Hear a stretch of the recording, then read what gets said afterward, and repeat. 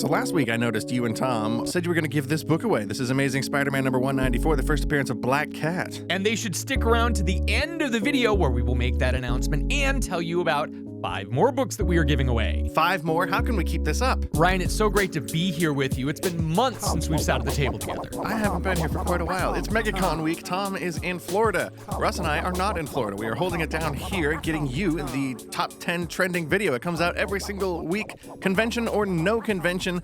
Let's get right into these MegaCon books with number 10 on the list. The anticipation for MegaCon has been real, and these variants are not disappointing. Number 10 on the list, Spawn number 360, the Brett Booth sketch variant. We are seeing sales between $100 and $120 on this one, and this book is selling briskly. There are a ton on eBay, and really, I just want to say, you should probably hold off. Yeah, whenever we see convention exclusives like this, they are always hot right around the time of the convention, but if this is something you are really dead set on acquiring for yourself, have a little patience. It's probably going to go down in price the farther out we get from MegaCon, and if you are like me and sometimes black and white sketch covers aren't exactly your thing, you can see this cover here as the cover C. It's an open-to-order variant with the trade dress and color, as well as a 1 in 50 full art variant with no trade dress at all. This is a gorgeous piece of artwork, and seeing it in color helps me appreciate the pencil work that much more. The 1 in 50 was released back in January of this year, January 1st to be exact, and that book is selling for $200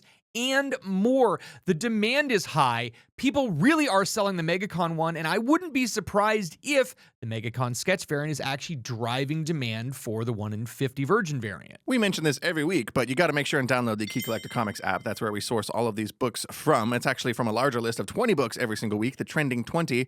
However, every convention, there's also a nice little feature that groups all of the con exclusives together. Right now, there's a MegaCon exclusive section on Key Collector. That's where that Spawn book we just talked about comes from, and a whole bunch more.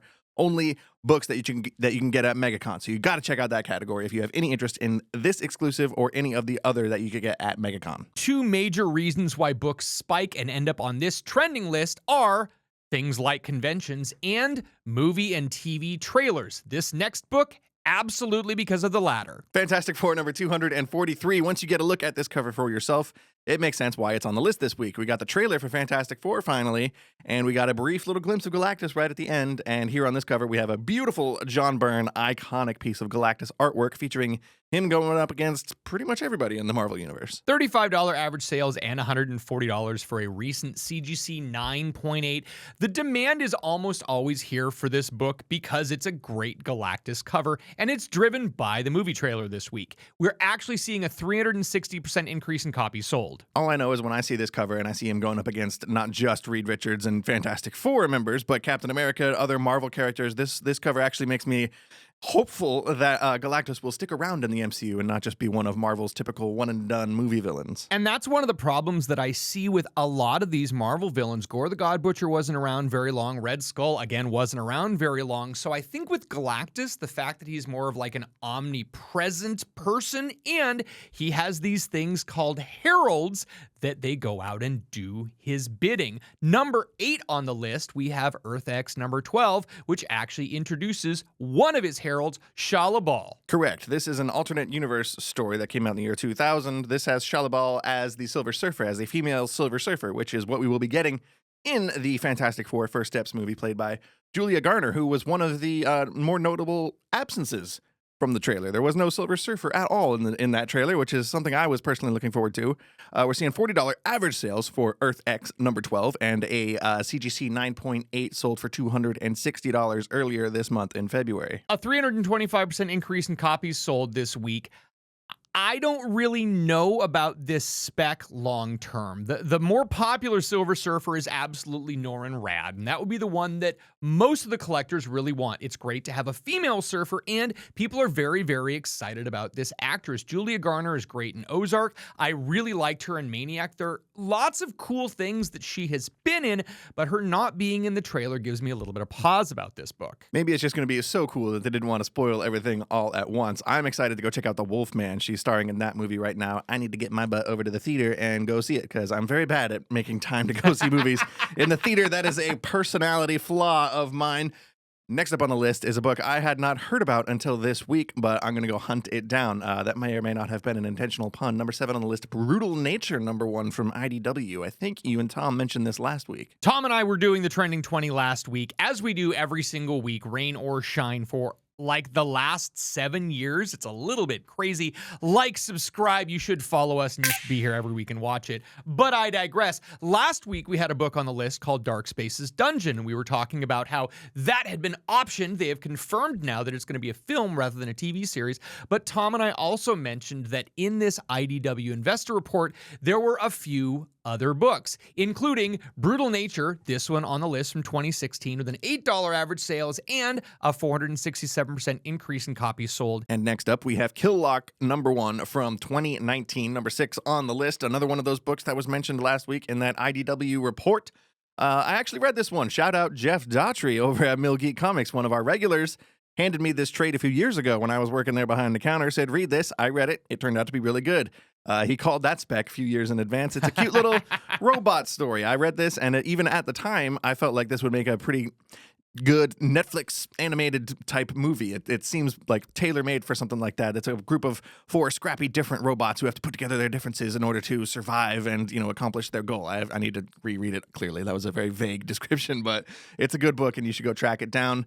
Maybe get the trade, though, because there's not a whole lot out there, and people are definitely keeping an eye out for this one after the option news last week. So Dark Spaces Dungeon is supposed to be a film, Brutal Nature is supposed to be an adult animated series, and Kill Lock is supposed to be a television series. We are seeing $15 average sales on this book and 575% increase in copies sold. There has not been a recorded 9.8 sale since 2022, and there was a recent 9.6 sale for $36. Taking it back over to Marvel here with number 5 on the list, Captain America, number 25 from 2014. This book is over a decade old, Russ. This is the first appearance of Sam Wilson as the new Captain America. This makes sense considering Captain America Brave New World is like a week away at this point, I think. I think it's like next week, Valentine's Day. $15 average sales, and we saw a CGC 9.8 hit $75 earlier this month, which is just under its $83 average that it's been hitting all year long. A 360% increase in copies sold this week, and last time Tom and I talked about this book, we had mentioned that its all-time high was $660, and even with the averages we were seeing between, $350 and $450, give or take, that was all when the Falcon and Winter Soldier show came out back in 2021. So this last week, and I think a lot of it has to do with the new Captain America Brave New World movie coming out, this last week people were talking about how, oh my God, I can't believe there wasn't a second season of Falcon and Winter Soldier. It was such a successful show. It was such a great show. There were all these things that people liked about it. And I'm reading these articles going, why is anyone shocked? Pretty much Falcon and Winter Soldier ended, and anyone who was paying attention kind of knew that Bucky was going to go off and do Thunderbolts and Sam was going to go off and be Captain America. Like, that was how it ended. We didn't need a second season of Falcon and Winter Soldier. It definitely felt like a mini series. Like, there was no sequel potential. I didn't see, I was never spending the last 4 years waiting for more Falcon and Winter Soldier. I liked it. I liked that show quite a bit, but it definitely felt like kind of a long movie. There was no... Loki makes sense. Like that makes sense where there's something like season 2 from Loki. Even something like WandaVision, I could see getting, a follow-up on in the form of Agatha all along. What if, we got 4 seasons of that? I want more Moon Knight, personally. Are there any Disney Plus shows that you would like a second season of besides Falcon and Winter Soldier? Because that's not the correct answer. Let us know down in the comments. We need to move on. We need to get on to number 4 on the list. It is this one. I feel wrong talking about this book without Tom here. Tom is on a break. So we made sure to talk about the first appearance of Buffy the Vampire Slayer in comic books this week. Number 4, Dark Horse Presents Annual. Number 1, this is the 1998 annual.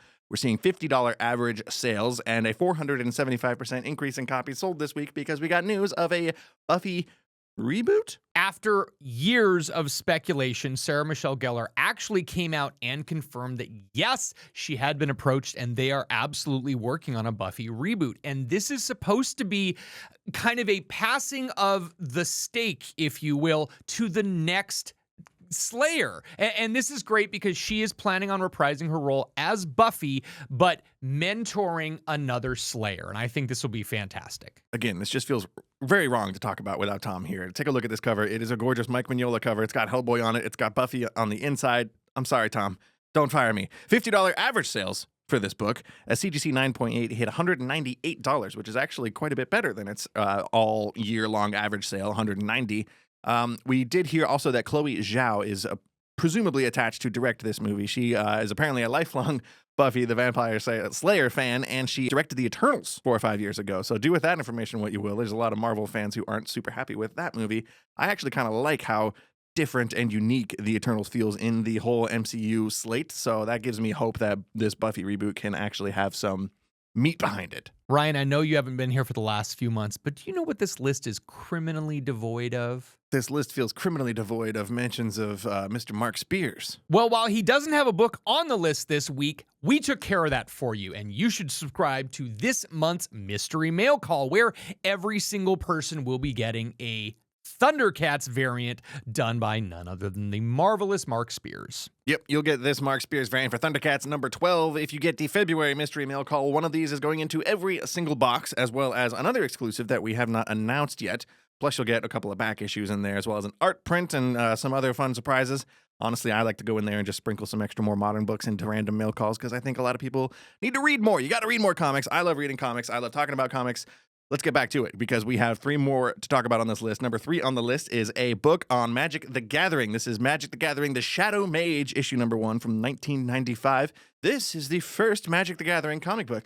Or is it? At this point in time, I think we are really talking about a matter of maybe even a week here because both Magic the Gathering, The Shadow Mage number 1, and Ice Age, the 4-issue miniseries with cover art drawn masterfully by Charles Vess, were both released in March of 1995. Now, talking about reading comic books, most of the people I know who play Magic, even back in 1995, they weren't really buying the comic books to read them.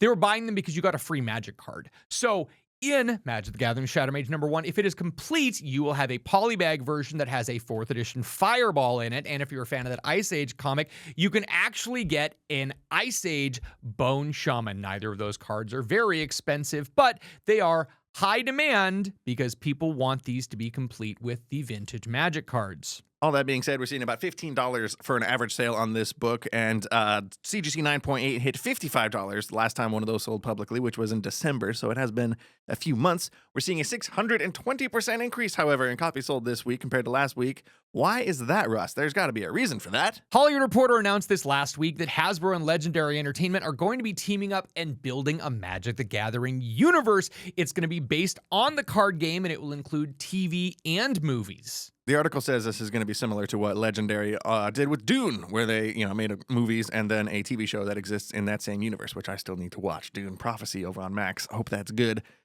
Next on the list, we got more Fantastic Four to talk about. This is Fantastic Four number 209, the first appearance of Herbie the Robot from 1979, $40 average sales, and we did see a year-high sale, actually, of $340 just a couple weeks ago. A 736% increase in copies sold this week with the new Fantastic Four trailer, where we get to see but do not get to hear Herbie. There's still speculation about who's going to voice him, and we don't know who that's going to be, but we have talked about this book before, and it's probably not the last time we're going to be talking about the first appearance of Herbie. It was exactly 1 year ago, actually, when Marvel released this first cast reveal of all of the Fantastic Four cast. You got Pedro Pascal in there, you got Joseph Quinn in there, and everybody else, including Herbie, which was kind of a surprise at the time, and we still, like Russ mentioned, we still don't know who's going to be playing the voice role of Herbie, which is something I'm personally keeping an eye out for. I was not expecting to see him in the trailer, especially so prominently, so it is cool to see Herbie, and I do hope we do see more of him, not just in the movie and on the list in the future, but I'd like to see him a little more in modern comics. Ryan North,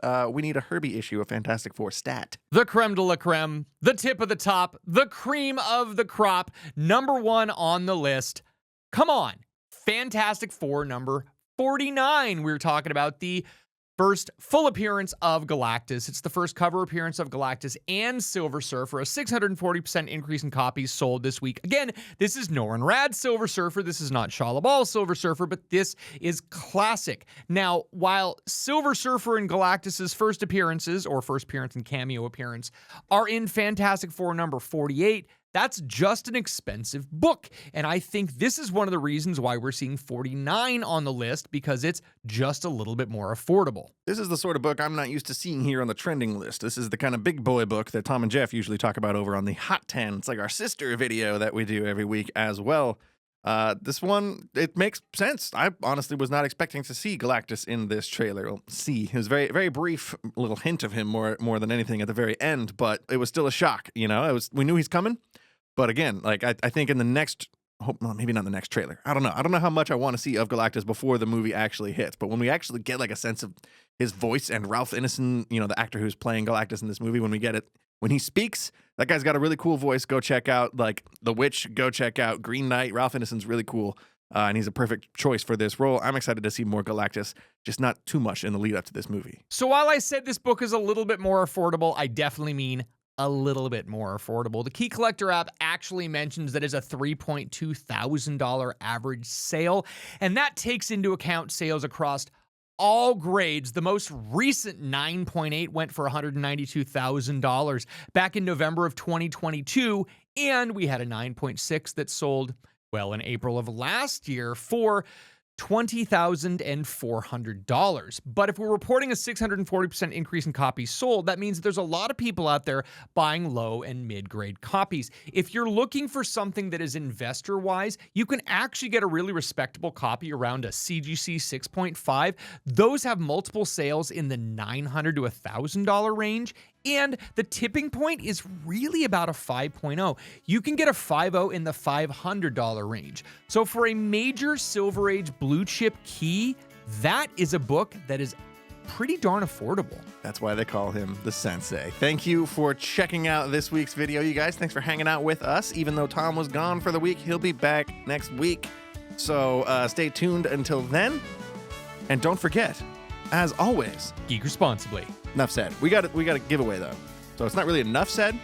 We got to shout out Chris Barron because you got the Amazing Spider-Man 194, the first appearance of Black Cat. And if you want to be like Chris, you just need to hit up comictom.com. Once you do, there's going to be a little pop-up that comes up. Ask for your phone number. You'll be entered to win all of our giveaways. You'll get notified of new drops that we are doing on our website as well. You'll be entered not just for, this week's giveaway, but forever, for the rest of time. So honestly, the sooner you get in on that group, the smaller the numbers will be, the better your chances will be of winning a giveaway. And if you go over there and enter right now, or if you have entered previously, you will be in the running to win one of 5 copies of this Absolute Batman #4 Miko Sayan variant. Correct. This is a MegaCon exclusive that Tom is selling right now, but you will win one of 5 free copies if you are selected. So get in on that while you can.